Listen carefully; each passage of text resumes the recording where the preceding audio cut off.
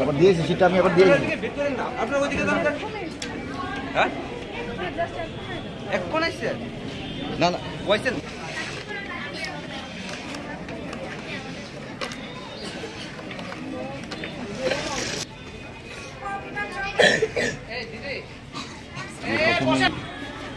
আমাদের নবজাগরণ সংগঠন MD club হিসেবে যে পরিচিত আগরতলা শহরের খুব পরিচিত ক্লাব ধন্যবাদ জানাই যে এই ধরনের একটা অনুষ্ঠান তারা আয়োজন করার জন্য বিশেষ করে শিশু উৎসব সামনে রেখে দুদিনব্যাপী তাদের যে অনুষ্ঠান বসাগত প্রতিযোগিতা নৃত্য গান এবং শিশুদের মধ্যে যে সকল সত্য প্রতিভা আছে তাদেরকে মঞ্চ দিয়ে তাদের বিকাশ এবং প্রসার করা বা সমৃদ্ধ করার একটা জায়গা কিন্তু এই ধরনের উৎসব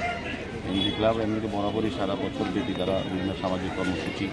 ক্রীড়া সাংস্কৃতিক দিক থেকে এবং সামাজিক দায়িত্ব সামাজিক কর্তব্য হিসেবে তারা কিন্তু বিভিন্ন health camp blood donation camp বা দুস্থ মানুষকে সেবা করা তারা কিন্তু কাজটা করে থাকেন।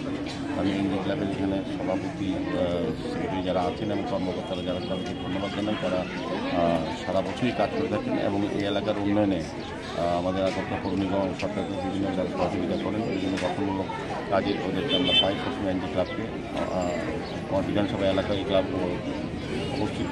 তারা বিভিন্ন সময় বিভিন্ন কর্মসূচি করে এবং আজকে আমি বলবো যে শিশু উৎসব যেটা করেছে এটা আগরতলা রাজ্যেও বিভিন্ন সামাজিক সংস্থা করে কিন্তু আমাদের এই রামনগরে বিশেষ করে এমডি ক্লাব একটা বিশেষ গ্রহণ করেছে। শিশুদের তাদের মেধা তাদের সুস্থ যে গুণাবলী প্রকাশ করার ক্ষেত্রে কিন্তু এই ধরনের প্ল্যাটফর্ম অত্যন্ত প্রয়োজনীয়। আজকে যারা শিশুরা তারা প্রকৃত মানুষ হিসাবে নিজেকে তৈরি করার ক্ষেত্রে কিন্তু এই ধরনের সামাজিক সংস্কৃতি এগিয়ে আসে সরকারের পাশাপাশি আমার মনে হয় তারা যারা আগামী দিন আমাদের সমাজ এবং রাষ্ট্র পরিচালনা করবে যারা আমাদের আগামী ভবিষ্যতে শিশুরা তাদের মানসিক বিকাশ শারীরিক বিকাশ এবং আমি বলবো যে তাদের মেধার বিকাশে কিন্তু এই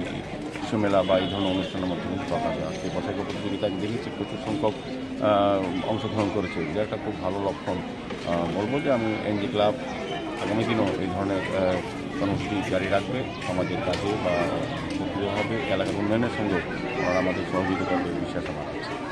থ্যাংক ইউ।